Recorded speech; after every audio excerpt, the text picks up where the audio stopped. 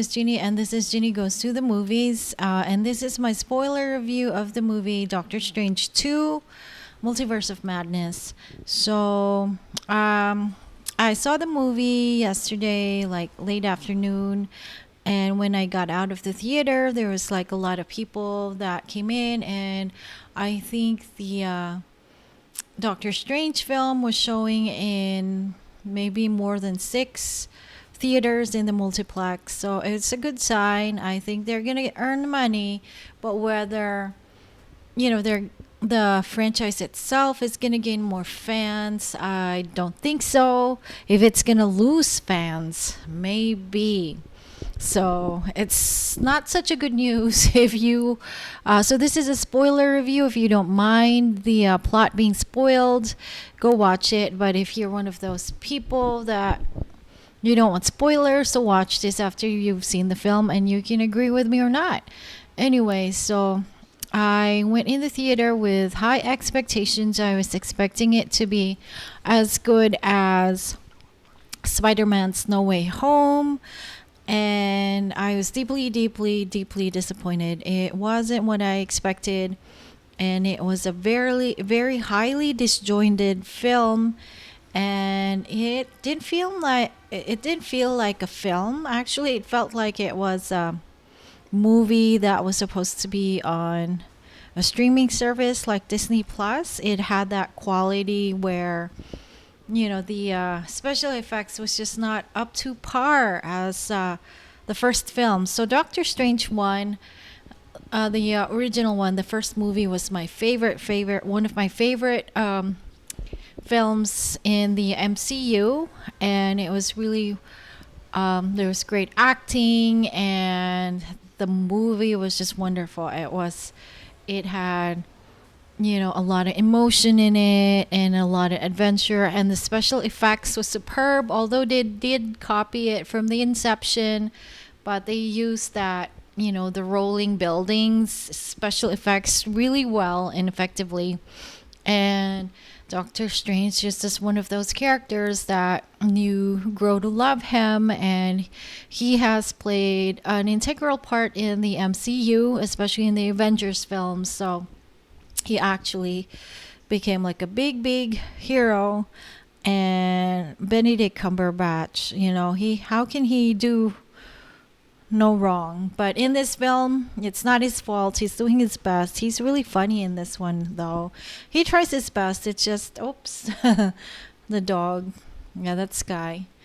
Anyway, yeah, so he tried his best, but unfortunately the material is just not up to par. And he's making it work, and he's part of the reason why I still continue to love Doctor Strange. It's because of Benedict Cumberbatch. He's just one of those actors that you just can't hate him. And so I don't know why Disney decided to go through the route of Sam Raimi. So his first 2 Spider-Man films were really good, and I think the third one really wasn't up to par.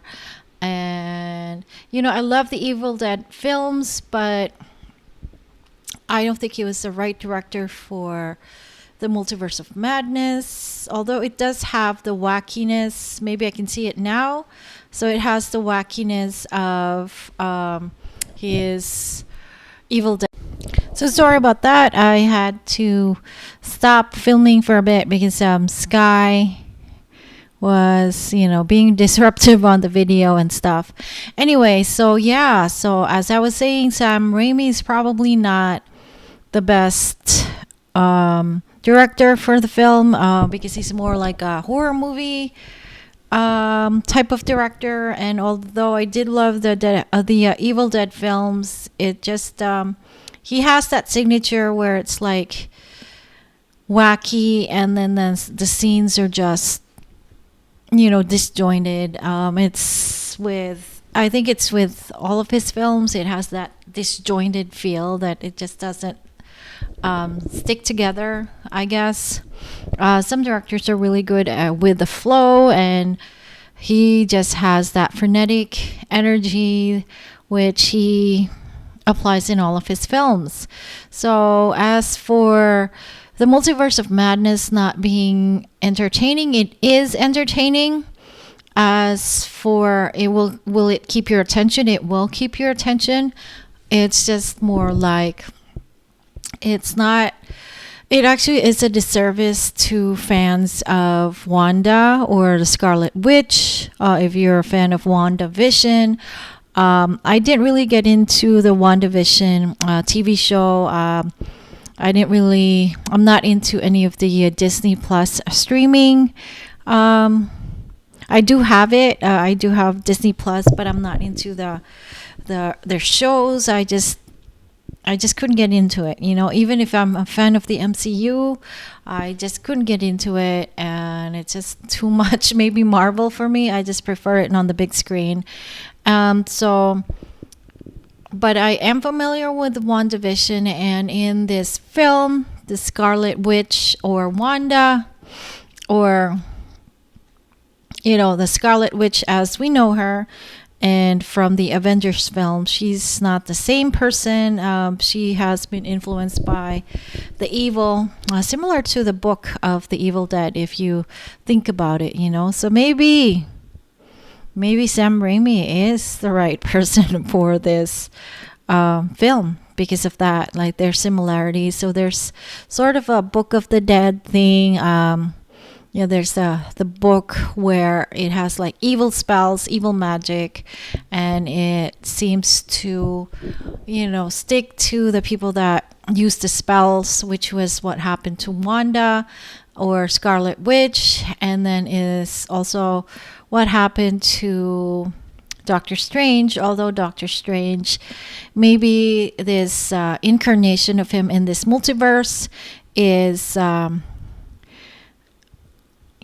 very pure because he hasn't been really corrupted by it, and so he's still on the side of good, if you can think about it. Yeah. So as for the film, it's just it doesn't do the service or doesn't do service to the character of the Scarlet Witch, because having seen her in the Avengers films, she is a good soul, and this one she just turns evil all of a sudden, and I have been like watching highlights of the WandaVision, although I haven't been getting into them. I know that this is also out of character for her, so suddenly she turns all evil, and it's pretty jarring because if you come from the Avengers, she was the one that made the ultimate sacrifice. She sacrificed the love of her life, Vision, and so she's one of those people. She will do good for the good of all, but this one, she's just pure evil, and her character is unrecognizable. And then it's just maybe if they transitioned to her getting more evil, maybe it would make more sense. But she comes into like the first part of the film as evil already, and which is like really not her character at all. But they did explain it was the book that caused her to act that way. But for me, it was just pretty extreme. It's like, she's good and suddenly she turns evil. It's just, there's nothing in between, and there's not even, nuance to her character. She's just plain evil, and she turned evil right away, which is like what happened. So anyway, also there's this character, America, who's supposedly the only one in the multiverse that can transport from multiverse to multiverse. She has that power to choose the multiverse, which she jumps into. So she's like a quantum jumper, I guess, if you believe in, like, if you've seen Quantum Leap, like the TV show, she's sort of like that. So that's her power. And the reason why Scarlet Witch is after her, because she wants to be reunited with her two sons in another multiverse. And I don't know, it's just, the character and maybe the actress is sort of out of place in this world, and it's just there's not a lot of chemistry between him and Doctor Strange, and it's just like it's all forced, you know. I mean, she's a really positive character in here, but it's like she seems to have come from a different movie altogether. Maybe from, I don't know, she just doesn't fit in this universe, and it's just there's no chemistry, and the acting is not really that good, and there's just no nuance to her character as well. She's just like, yeah, it's just everything is so forced, and the characters are acting out of character, maybe except Doctor Strange, who's still Doctor Strange. But yeah, everything just seems so out of whack. And then, not to say that it's not entertaining, it is entertaining, but I just expected better. I mean, having seen Doctor Strange, the first film, it was like really one of the best Avengers films because it was just full of nuance. It was full of, character, and the character development was great. And then suddenly, in the multitude of the Multiverse of Madness, suddenly there's no character development, and characters are just, they're so one-dimensional, and also they're acting out of character. There's no chemistry, even with Christine and Doctor Strange. In the first film, they did have a chemistry, and this one, it's like, again, it's forced. The chemistry is forced, and I don't know. It's everything about this movie is disjointed. It's at a frenetic pace. It is visually compelling, but the special effects is, for me, not as good as the first film. And I mean, there's been years since the last Doctor Strange film, so you would think that maybe the visual effects are good, but it's maybe the execution of the visual effects, because it's just, it doesn't have like a movie-like quality. It's more like, as I said, like it belongs to a streaming service like Disney Plus, and I don't know. It's just the execution of the film is all wrong, and of course we see cameos which are surprising. Although they did hint that Professor X was coming back, but the way he came back was such a disservice actually to his character, because I would like to think that he's more powerful than Scarlet Witch, but then his neck just got snapped like that. And it was good to see John Krasinski in the MCU. Hopefully he will be, Dr. Reed Richards in the Fantastic Four. I heard that they're going to reboot that franchise. He seems like a perfect fit. But he died, in like maybe less than 10 minutes. And so, again, it's a disservice to the fans. And also the fans of Agent Carter. So she plays like the Captain America here, the first Avenger. And it's like a dream come true, for Marvel fans to see her. But then again, she dies. And then the way she dies is actually also a disservice to her fans. It's just really, even if they did make cameos and it's like, yay, your Professor X is back, but he's back, but then he's not, like, he died right away, it's just like you did the cameos for the sake of the cameos. It's like, does it really serve the plot of the film? Maybe not really. Yeah, and the Christine in any version or any multiverse, she just doesn't have the chemistry with Doctor Strange, which is kind of weird because in the first film they kind of had that chemistry. They did, but in this film it's just like, where's the chemistry? And maybe it's the director that is responsible for that, or maybe it's just the actors, maybe it's just the pandemic, because they filmed it during the pandemic, or maybe I heard that there were like reshoots and stuff. Maybe it's the reshoots. Who knows, you know? But this film is doesn't really. It will not earn new fans for sure, because it's going to be confusing for people that, you know, are just starting to get into the franchise. They're probably going to lose the WandaVision fans for sure, you know, because of how they turn her character into like this, like evil. You know, I'm not just saying talking about evil. I'm talking about like evil, like really no mercy evil. It's like doesn't even make sense. And also for the Doctor Strange lovers of the original film, they'll be disappointed, because like me, I'm like, I expected something better than what they gave us. But what you call that? Yeah, and having come from No Way Home, the Spider-Man series, I was really excited about the multiverse. You know, this actually is a good example. This Doctor Strange film is an example of what not to do when you're making a multiverse film. And the two Spider-Man films, the animated series, not the animated series, but the animated movie and the No Way Home, that is a good example of how to use the multiverse, you know, concept. So this is not what you should do when you want them to use the multiverse.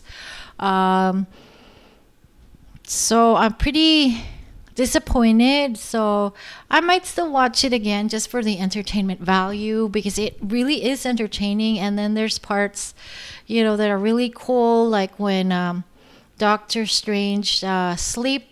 I think they're calling it dream walking.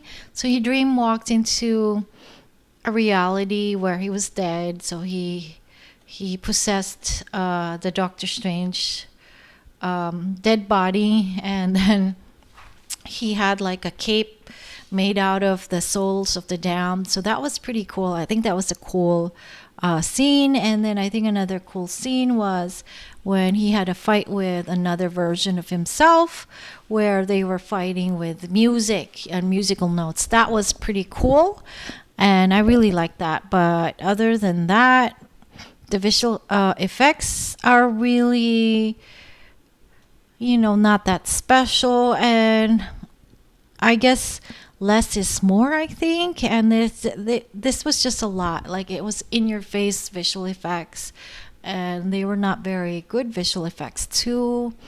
I really think that I hope there's going to be a third Doctor Strange film. I think they're still going to make money, but I don't know if they're going to gain new fans. Probably not, and they're probably going to lose fans. But I hope that here, this bacon. Oh. So I hope that they don't do more films like this, because I was going to do a movie review of the Eternals film. I may still do that, but it was kind of like that. It was really disappointing, and it was just using special effects for the sake of special effects. There was no chemistry too with the actors. So the same thing happened here, except there's more stuff going on and more special effects going on, but not really serving the story, I guess.